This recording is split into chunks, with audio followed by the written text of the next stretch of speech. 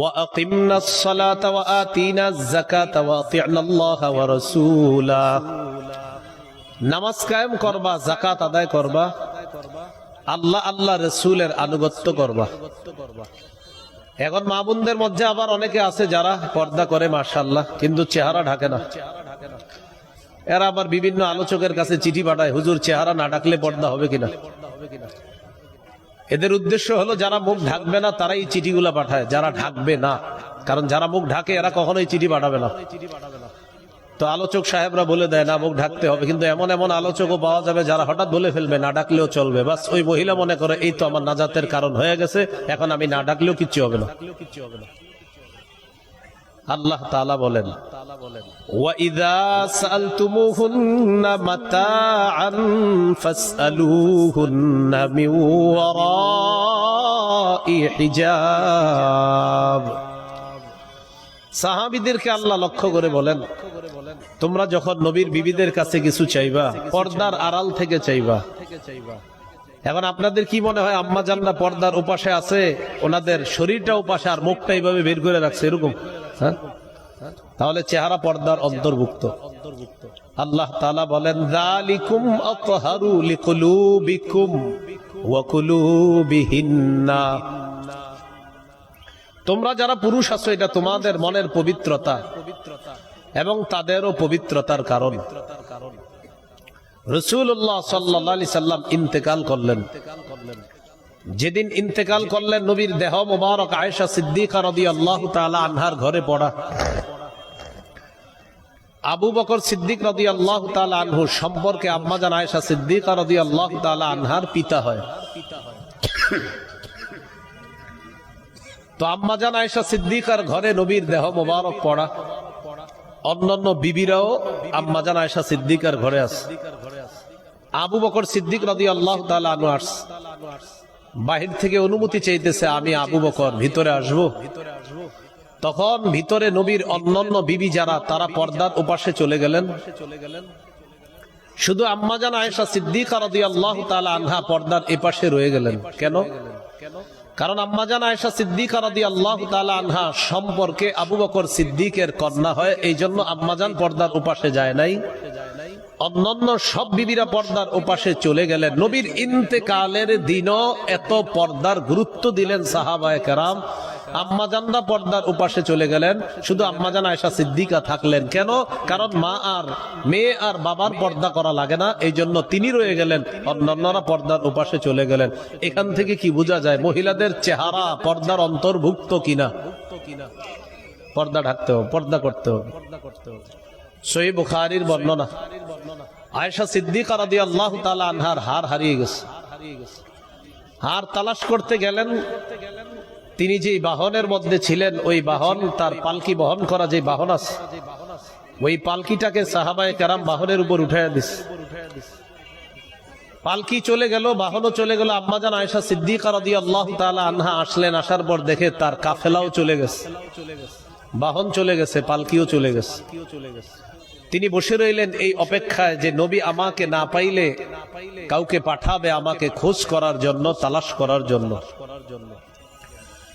ইতিমধ্যে নবীর একজন সাহাবী সফওয়ান রাদিয়াল্লাহু তাআলা তিনি সফওয়ানের পিছনে রয়ে গেলেন। তিনি আসলেন, আসার পর দূর থেকে দেখলেন একজন নারী শুয়ে আছে। আম্মাজান ঘুমায়া গেছে আয়েশা সিদ্দিকা রাদিয়াল্লাহু তাআলা।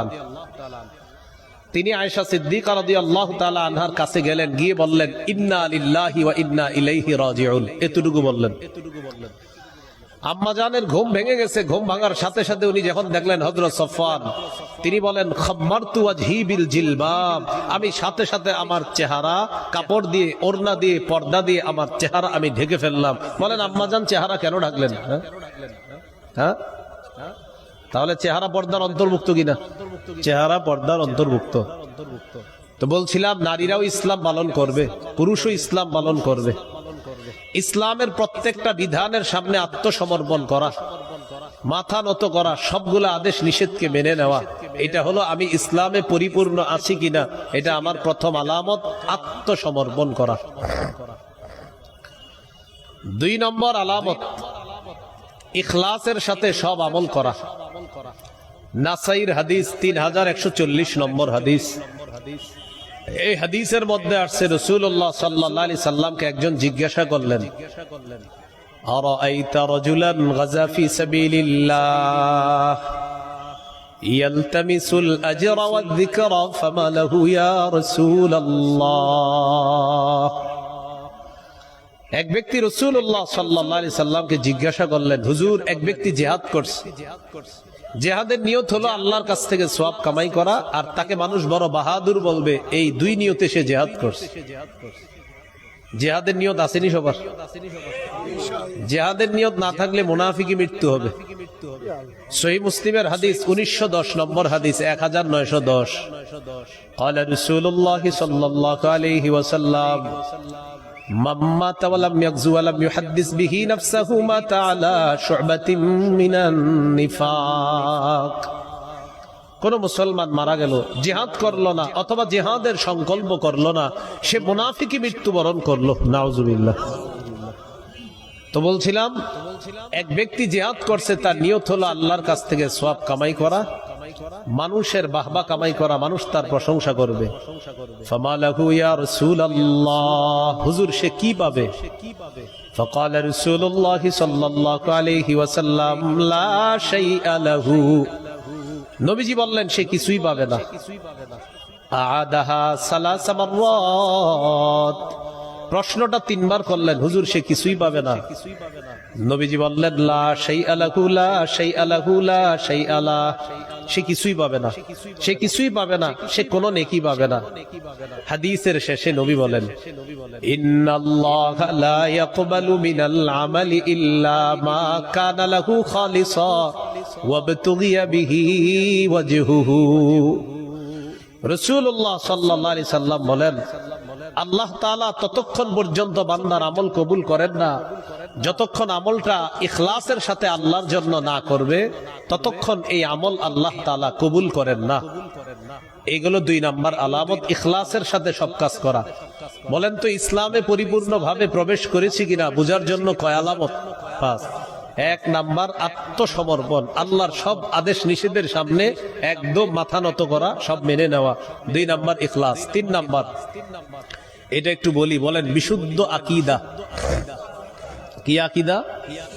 আরো জোরে বলেন, একদম দিল থেকে সুন্দর করে আওয়াজ দিয়ে বলেন, বলেন আওয়াজ দিয়ে, আকীদায় শিরিক থাকা যাবে না, বেদাত থাকা যাবে না।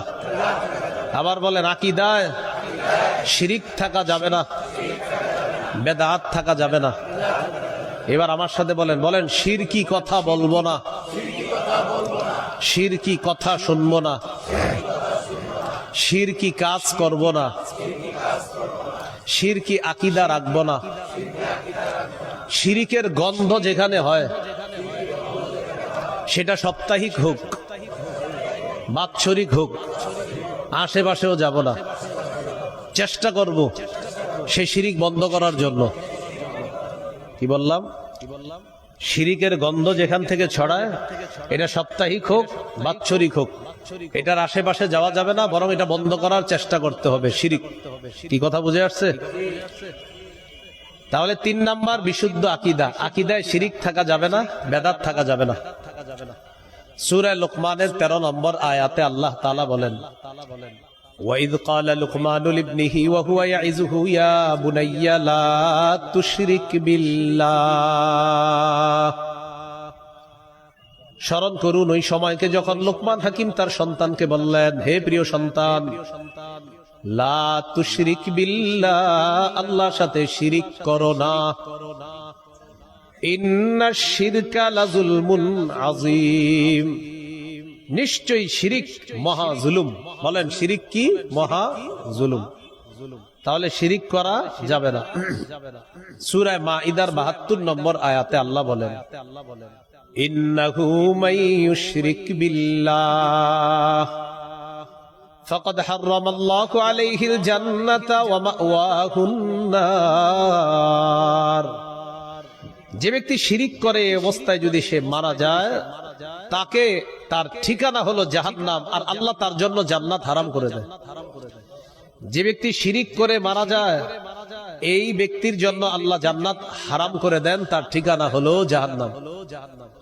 قال رسول الله صلى الله عليه وسلم أتاني آت من ربي فخيرني بين أن يدخل نصف أمتي الجنة وبين الشفاعة।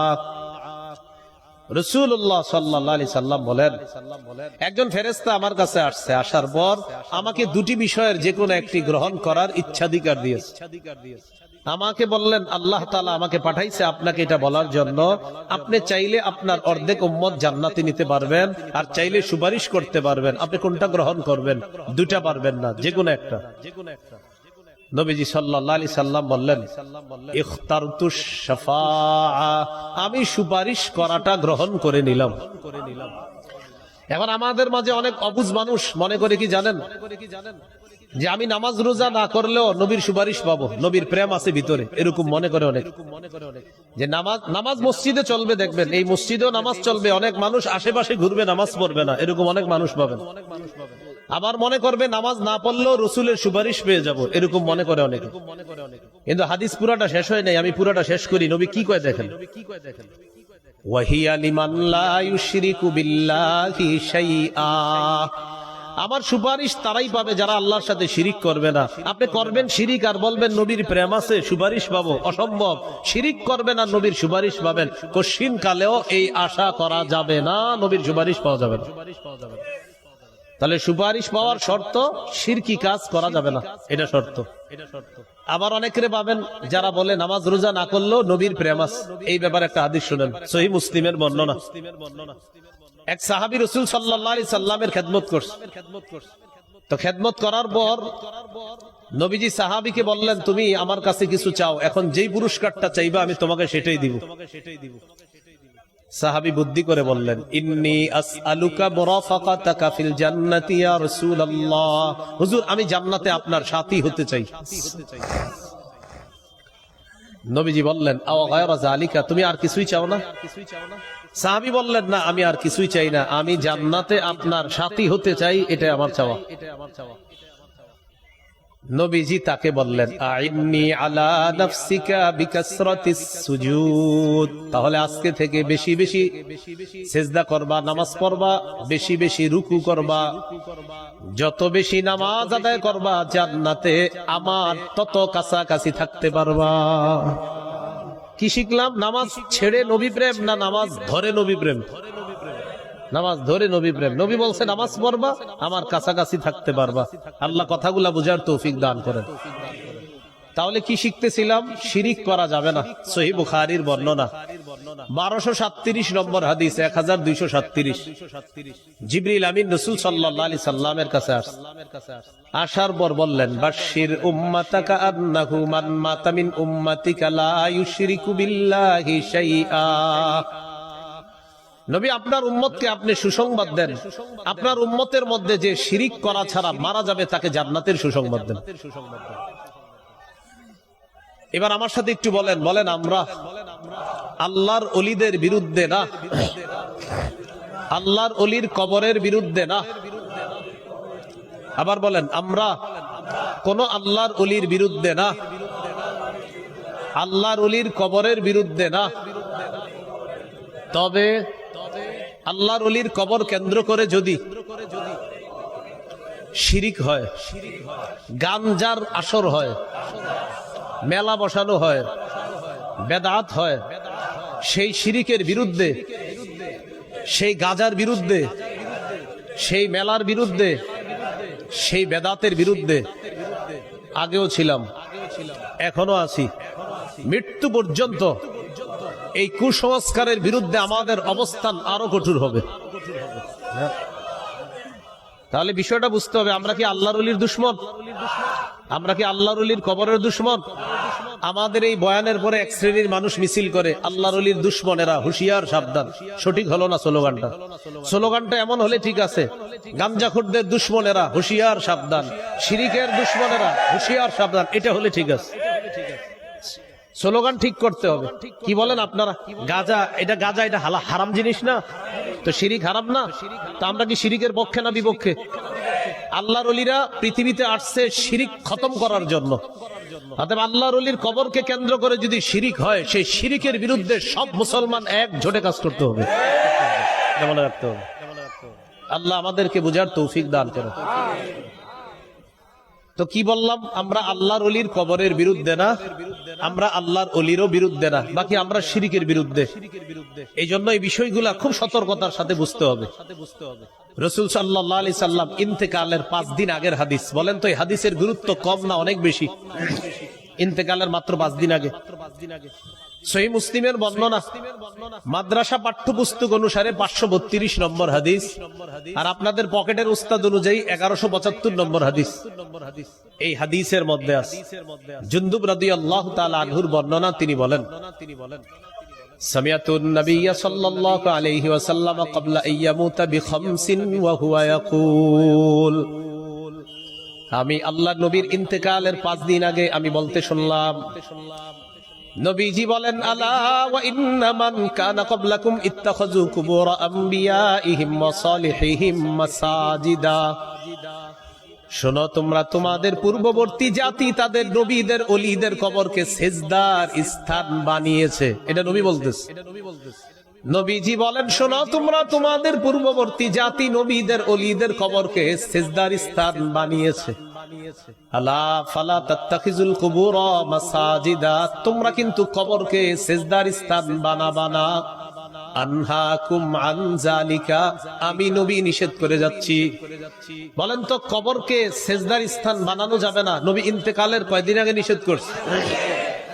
তাহলে কি বললেন, তোমাদের পূর্ববর্তী জাতি তাদের নবীদের কবরকে ওলিদের কবরকে সেজদার স্থান বানিয়েছে, সাবধান তোমরা কবরকে সেজদার স্থান বানাবা না। এক সাহাবী সফর করে আসছে, আসার পরে নবীজিকে বলতেছে, ওয়া ফাকতুহুম ইয়াসজুদুনা লিমারজুবানিন লাহুম, হুজুর অমুক এলাকায় গিয়েছে, যাওয়ার পর দেখি তারা তাদের নেতাকে সেজদা দেয়। কাকে? নেতাকে। তো নবীজি বললেন, এখন তুমি কি বলতে চাও? হুজুর আমি সাহাবীদেরকে নিয়ে আসছি, আমার দলবল নিয়ে আসছি, আপনারে সেজদা দিব। নাউজুবিল্লাহ পড়েন। কেন? তো আপনার চেয়ে বড় নেতা তো দুনিয়াতে নাই, ওই নেতারে যদি মানুষ সেজদা দিতে পারে তাহলে সেজদা পাওয়ার যোগ্য বেশি আপনি। যুক্তি ঠিক ছিল, কারণ আমাদের নবীর চেয়ে শ্রেষ্ঠ নেতা আসে নাই, আসবেও না। নবীজি বললেন, সাবধান সাবধান, আরাআইতা লাউ মাররতা বিকবরি আকুনতা তাসজুদু লা, আচ্ছা আমি ইন্তেকালের পর আমার কবরের সামনে দিয়ে যখন অতিক্রম করবা, আমার কবর কি সেজদা করবা? নবীজি বলতেছিলেন।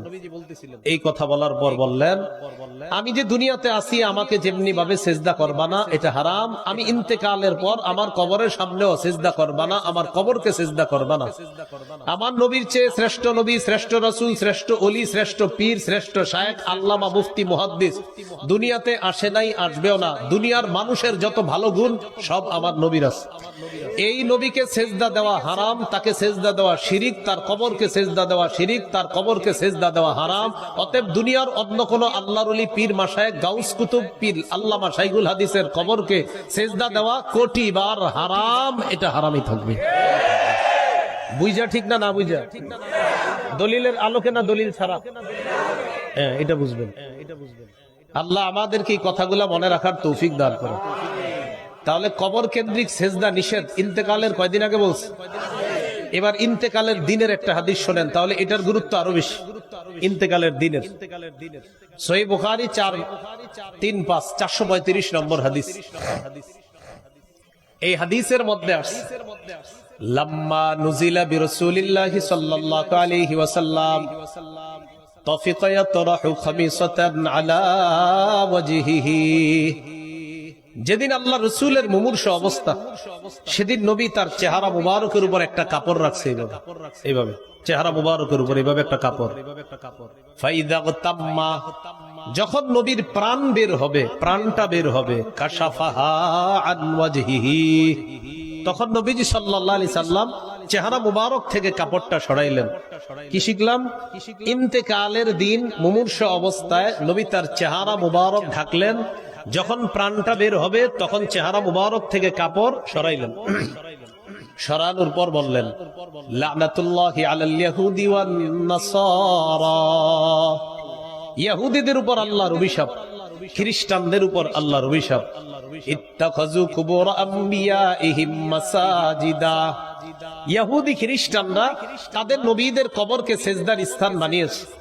ইউহাদ্দিরু মা সানাউ, আমাদের নবী সতর্ক করে দিচ্ছে, সাবধান উম্মত, আমি ইন্তেকালের পর আমার কবরকে সেজদার স্থান বানিও না।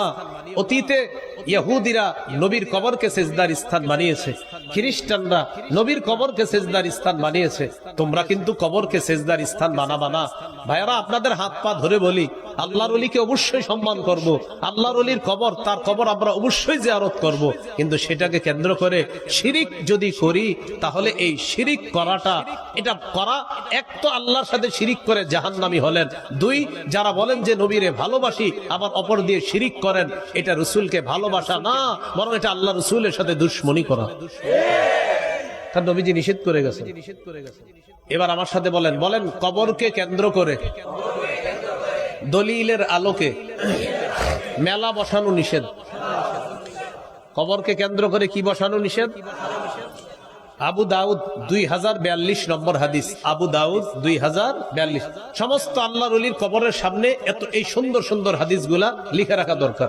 মাশাআল্লাহ, অনেক আল্লাহর ওলির কবরের সামনে আমি দেখি লেখা আছে যে কবরকে সেজদা করা যাবে না, কবর কেন্দ্রিক মেলা বসানো যাবে না। সাথে সাথে লেখা দেওয়া দরকার, বুখারী 427 নম্বর, সহিহ মুসলিম 532 নম্বর, বুখারী 435 নম্বর, সূরা লোকমান 13 নম্বর আয়াত, সূরা মাইদা 72 নম্বর আয়াত, সূরা নিসা 48 নম্বর আয়াত, কবর কেন্দ্রিক মেলা বসানো নিষেধ, আবু দাউদ 2042 নম্বর হাদিস। এইগুলা লিখে দিলে তখন মুসলমানরা আর ওই জাতীয় কুসংস্কার গুলা করবে না। অন্তত কিছু মুসলমান লেখাগুলা দেখে নবীর হাদিসের প্রতি মোহাব্বত থাকলে আশা করি তারা এই গর্হিত কাজ থেকে ফিরে আসবে। লিখে দিত। আবু দাউদের 2042 নম্বর হাদিসে রাসূল সাল্লাল্লাহু আলাইহি সাল্লাম বলেন, লা তাজআলু বুয়ুতাকুম কুবুরা, তোমরা তোমাদের ঘরগুলাকে কবর বানাও না। ওয়ালা তাজআলু কবরি ঈদা, আর আমার কবরকে কেন্দ্র করে মেলা বসাবা না। নবীজি বললেন, তোমরা তোমাদের কবরগুলাকে, তোমরা তোমাদের ঘরগুলাকে কবর বানাও না। ঘর কবর হয় কিভাবে? যেই ঘরে আল্লাহর জিকির না হয়, যে ঘরে কোরআন তেলাওয়াত না হয়, নফল নামাজ না হয়, এই ঘর কবরের মতো হয়ে যায়। শেষে নবী বললেন, ওয়ালা তাজআলু কবরি ঈদা, আমার কবরকে কেন্দ্র করে মেলা বসাবা না, উৎসব বসাবা না। দেখেন, আল্লাহ রাসূল সাল্লাল্লাহু আলাইহি সাল্লাম যেখানে আছেন, এটার চেয়ে শ্রেষ্ঠ পৃথিবীতে আর কিছু নাই, সেখানে কেন্দ্র করে মেলা বসানো নিষেধ। অতএব অন্য কোন আল্লাহর ওলির কবরকে কেন্দ্র করে মেলা বসানো কি? জোরে বলেন, কি? নিষেধ। এই জন্য কথাগুলা মনে রাখবো। আরো 10 জনকে কথাগুলা পার্সোনালি বুঝাই দিবেন, ভাই এটা ঠিক না, এটা অন্যায়। আল্লাহ আমাদেরকে বুঝার তৌফিক দান করেন। তো নবীজি বললেন, আমারে যদি মহব্বত করো, সাল্লু আলাইয়া, আমার উপর বেশি বেশি দুরূদ পড়বা। ফাইন্না সালাতাকুম তাবলুগুনি হাইসু কুনতুম, তোমাদের দুরূদ তোমরা যেখান থেকে পাঠাও সেখান থেকে আমি নবীর কাছে সাথে সাথে পৌঁছে দেওয়া হয়। তাহলে আমরা দুরূদ পড়ব, কবর কেন্দ্রিক মেলা বসাবো না। আল্লাহ আমাদেরকে বুঝার তৌফিক দান করেন। এবার বলেন, কোন আল্লাহর ওলির কবরকে কেন্দ্র করে বলেন গানের আসর করা যাবে না, বাদ্যযন্ত্রের আসর বসানো যাবে না। কি বসানো যাবে না? বাদ্যযন্ত্রের আসর। সহিহ বুখারী 5590 নম্বর হাদিস। মাঝে মাঝে দেখবেন এরকম স্টেজে এক পাশে একদল বসে, এই পাশে আরেক দল বসবে।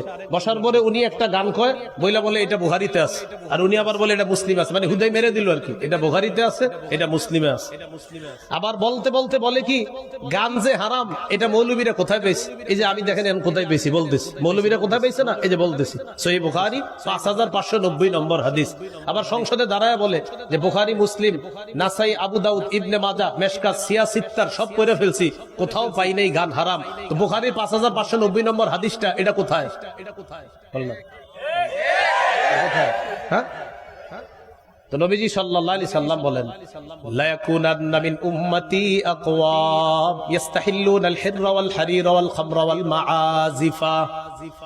নবী বলেন, আমার উম্মতের মধ্যে এমন একদল মানুষ হবে, ইস্তাহিল্লুনা আল হিররা, যারা রেশমের পোশাককে হালাল মনে করবে।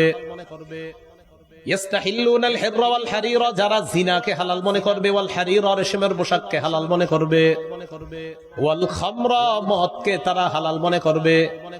মদ দ্বারা উদ্দেশ্য যত মাদক দ্রব্য, ইয়াবা, বাবা, গাঁজা, হিরোইন, ফেন্সিডিল, আফিম, কানাডাডাই, মাস্তুদ, শেম্পেন, ডাল ইত্যাদি চিপায় চুপায় এখানে সেখানে সব মাদকের অন্তর্ভুক্ত।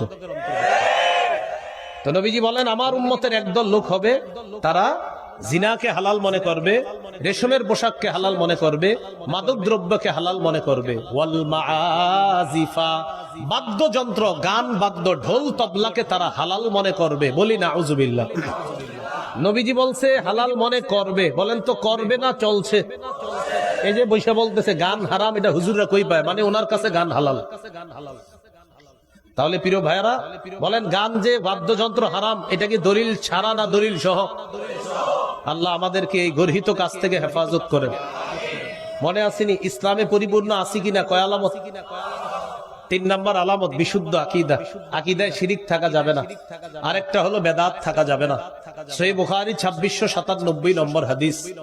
এই হাদিসের বর্ণনাকারী আয়েশা সিদ্দিকা রাদিয়াল্লাহু তাআলা আনহা তিনি বলেন, ক্বালা রাসূলুল্লাহ সাল্লাল্লাহু আলাইহি ওয়াসাল্লাম, মান আহদাসা ফি আমরিনা হাযা মা লাইসা ফীহি ফাহুয়া রাদ্দুন। নবী বলেন আমাদের ইসলামী শরীয়তের মধ্যে আমি যে পূর্ণাঙ্গ শরীয়ত রেখে যাচ্ছি, এটার মধ্যে ইবাদতের নামে কেউ যদি নতুন কিছু আবিষ্কার করে, এটা বেদাত, এটা প্রত্যাখ্যান করা হবে। কেউ যদি ইসলামী শরীয়তের মধ্যে পূর্ণাঙ্গ শরীয়ত যেটা নবী রেখে গেছেন, এটার মধ্যে যদি ইবাদতের নামে নতুন কিছু আবিষ্কার করে, বলেন এটার নাম কি? বেদাত। বলেন এটার নাম কি? বেদাত, পরিত্যাজ্য, এটা গ্রহণযোগ্য না। হাদিসের একটা কিতাব আছে সহিহুত তারগিব, এই কিতাবের 54 নম্বর হাদিস। রাসূলুল্লাহ সাল্লাল্লাহু আলাইহি সাল্লাম বলেন, ইন্নাল্লাহা হাজাবাত তাওবাতা আন কুল্লি সাহিবি বিদআতিন হাত্তা ইয়াদা বিদআতা। আল্লাহ তাআলা প্রত্যেক বেদাতির তওবা কবুল করেন না যতক্ষণ বেদাতি তার বেদাত নামক কর্মকাণ্ড ছেড়ে না দেয়, এটা থেকে যতক্ষণ সে ফিরে না আসে ততক্ষণ বেদাতির তওবা আল্লাহ কবুল করেন না। সহিহ বুখারীর বর্ণনা 6583 নম্বর হাদিস, 6584 নম্বর হাদিস। এই দুই হাদিস মিলিয়ে একটি হাদিস আমরা শুনবো। হাউজে কাউসার পানি পান করার ইচ্ছা সবার আছে না? রাসূলুল্লাহ সাল্লাল্লাহু আলাইহি সাল্লাম বলেন, আনা ফারাতুকুম আলাল হাউজ। কিয়ামতের ময়দানে আমি আগে আগে হাউজে কাউসারের পারে চলে যাব তোমাদেরকে পানি পান করানোর জন্য। মান মাররা আলাইয়া শারিবা ওয়া মান শারিবা লাম ইয়াজমা আবাদা। নবীজি বলেন কেউ আমার সামনে দিয়ে অতিক্রম করবে, সে কাউসারের পানি পান করবে, আর যে কাউসারের পানি পান করবে সে আর পিপাসার্ত হবে না। এবার কি বলে দেখেন, সুম্মা লা ইয়ারিদান্না আলাইয়া আকওয়াম আ'রিফুহুম ওয়া ইয়া'রিফুনানি। এরপর আমার সামনে এমন একদল মানুষ আসবে যাদেরকে আমি চিনি, তারাও আমাকে চিনবে। একদল মানুষ আসবে যাদেরকে আমি চিনবো, তারাও আমাকে চিনবে। এর মানে তারা আমার উম্মত, আমি তাদের নবী, তারা আমাকে চিনবে। তো নিয়ম অনুযায়ী আমি পানি পান করাবো। হঠাৎ দেখবো ইউহালু বাইনি ওয়া বাইনাহুম, আমার মাঝে আর তাদের মাঝে একটা প্রতিবন্ধকতা সৃষ্টি করা হয়েছে। দেখবো আমার মাঝে আর তাদের মাঝে একটা প্রতিবন্ধকতা সৃষ্টি করা হয়েছে। তো আমি আল্লাহ তাআলাকে বলবো, ইন্নাহুম মিন্নি, আল্লাহ তারা তো আমার অন্তর্ভুক্ত, তারা তো আমার উম্মতের অন্তর্ভুক্ত, তাদেরকে আমি পান করাবো না? আল্লাহ তাআলা বলবেন, ইন্নাকা লা তাদরি মা আহদাসু বা'দাক। হাবিব আপনি জানেন না, আপনি দুনিয়া থেকে চলে আসার পর তারা ইসলামের মধ্যে নতুন নতুন কত বেদাত আবিষ্কার করেছে, এটা আপনি জানেন না। নবীজি যখন জানবে এরা বেদাতি, তখন বলবে সুহকান সুহকান লিমান গায়্যারা বা'দি। আমি চলে আসার পর আমার পূর্ণাঙ্গ রেখে আসা ইসলামকে, ইসলামী শরীয়তের মধ্যে যে নতুন কিছু আবিষ্কার করছে, এটাকে যে পরিবর্তন করে দিয়েছে, দূর হও আমার সামনে থেকে, দূর হও, চেহারাটাও দেখতে চাই না। যিনি একটু আগে কাউসার পান করাতে চাইলেন, তিনি এখন তার চেহারা দেখতে চায় না। আল্লাহ আমাদেরকে হেফাজত করেন। তাহলে প্রিয় ভাইয়ারা, বেদাতীদেরকে আল্লাহ রাসূল কাউসারের পানি পান করাবেন না। এবার আমার সাথে একটু বলেন, যে বেদাত করে, বলেন, অথবা কোন বেদাতিকে আশ্রয় প্রশ্রয় দেয়, এটা তিনবার বলেন, আশ্রয় প্রশ্রয় দেয়, তিনবার বলেন, এই পুরাটা বলেন। বেদাতিকে আশ্রয় প্রশ্রয় দেয়, বলেন, আবার বলেন। আবার বলেন। একদম পুরা এলাকার কমিটি টমিটি যা আছে সবাইরে শোনায় বলেন। হ্যাঁ, এবার থামেন। এই পুরা এলাকার মাইক দিয়ে শুনতেছে না ওয়াজগুলো? তো মাশাআল্লাহ অনেক কমিটিরা শুনবে, অনেক আয়োজকরা শুনবে। কোন আয়োজক, কোন কমিটি যদি কোনো বেদাতিকে আশ্রয় দেয়, নিজে বেদাত করলো অথবা কোনো বেদাতিকে আশ্রয় দিল, তার উপর আল্লাহর অভিশাপ, ফেরেশতাদের অভিশাপ, সকল মানুষের অভিশাপ। কোন বেদাতিকে যদি আশ্রয় দেয়, আমি আবার বলছি, কোন বেদাতিকে, সহিহ বুখারী 3172 3172 নম্বর হাদিস, রাসূলুল্লাহ সাল্লাল্লাহু আলাইহি সাল্লাম বলেন, মান আহদাসা ফিহা হাদাসা আও আওয়া মুহদিসা, কেউ যদি নিজে বেদাত করে অথবা অন্য কোনো বেদাতিকে আশ্রয় প্রশ্রয় দেয়, তার উপর আল্লাহর অভিশাপ, ফেরেশতাদের অভিশাপ, সকল মানুষের অভিশাপ। আল্লাহ আমাদেরকে হেফাজত করেন। তাহলে ইসলামে পরিপূর্ণ আছি কিনা কয় আলামত। 3 নাম্বারটা হলো বিশুদ্ধ আকীদা, আকীদায় শিরিক থাকা যাবে না, বেদাত থাকা যাবে না। 4 নাম্বার উত্তম চরিত্র। আপনি মাশাআল্লাহ আমাদের সামনে সুফি বুজুর্গ, কিন্তু ঘরে আপনার চরিত্র একদম খারাপ, আপনার বিবি আপনারা দেখতে পারে না, এরকম হলে কিন্তু চলবে না। আপনার চরিত্র সুন্দর হতে হবে। রাসূলুল্লাহ সাল্লাল্লাহু আলাইহি সাল্লাম বলেন, খায়রুকুম খায়রুকুম লিআহলিহি ওয়া আনা খায়রুকুম লিআহলি, তোমাদের মধ্যে সর্বোত্তম ওই ব্যক্তি যে তার বিবির কাছে উত্তম। আর শোনো, আমি এই পৃথিবীর মাঝে আমার বিবিদের কাছে সবচেয়ে শ্রেষ্ঠ উত্তম চরিত্রের অধিকারী। বাইরে চরিত্র সুন্দর হওয়া, ভিতরেও চরিত্র আপনার সুন্দর হতে হবে, আখলাক সুন্দর হতে হবে। এ হলো 4 নাম্বার আলামত। 5 নাম্বার আলামত, লেনদেনে স্বচ্ছ থাকা। লেনদেনে কি থাকা? স্বচ্ছ থাকা। আগামী শুক্রবারে টাকা দেওয়ার কথা, একজনের টাকা পায় আপনার কাছে, আর আগামী শুক্রবার আসে না, এরকম যেন না হয়।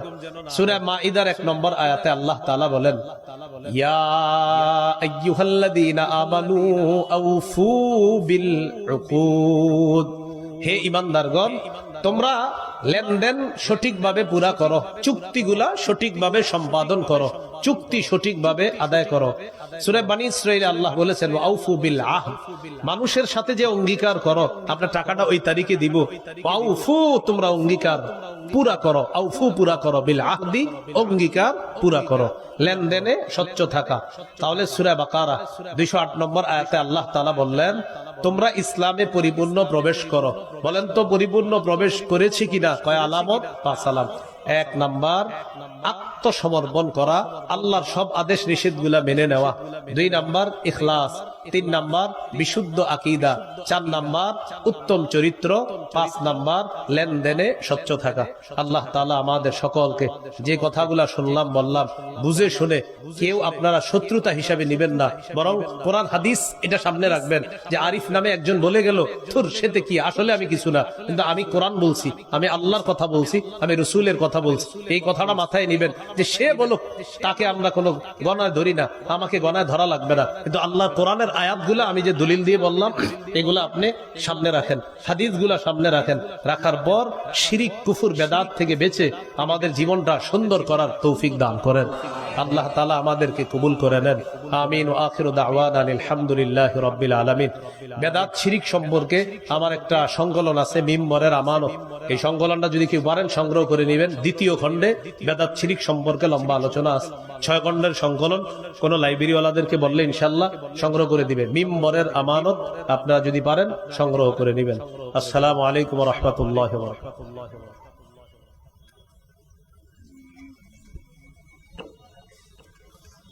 জাযাকুমুল্লাহু আহসানাল জাযা, হাইয়াকুমুল্লাহ। আমরা সকলেই দোষী।